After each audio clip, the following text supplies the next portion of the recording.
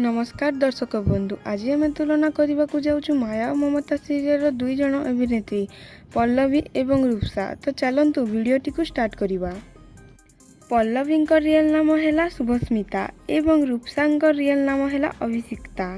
पल्लवी जन्म वर्ष है 2000 एवं रूपसा जन्म वर्ष है 2001। पल्लवी बयस है 25 वर्ष एवं रूपसा बयस है 24 वर्ष।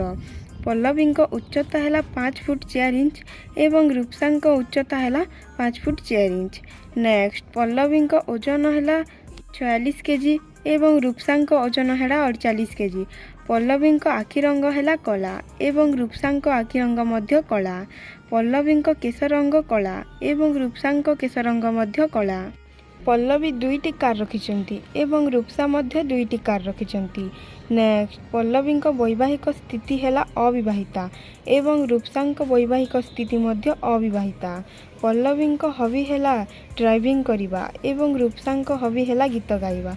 पल्लवी पुरस्कार है 8टी एवं रूपसा पुरस्कार है 5टी। पल्लवी योग्यता है बीएससी एवं रूपसा योग्यता मध्य BSc. Next Pallavi Instagram followers है 29,000 एवं रूपसा इंस्टाग्राम फॉलोअर्स है 19,000। पल्लवी पेशा है अभिनेत्री एवं रूपसा पेशा मध्य अभिनेत्री। पल्लवी एल्बम वीडियो है 0 एवं रूपसा एल्बम वीडियो मध्य 0। पल्लवी फिल्म है 0 एवं रूपसा फिल्म मध्य 0। नेक्स्ट पल्लवी गोटे एपिसोड 2800 टंका पाती एवं रूपसा गोटे एपिसोड 1500 टंका पाती। पल्लवी मासिक आय है 60,000 टंका एवं रूपसा मासिक आय है 33,000 टंका।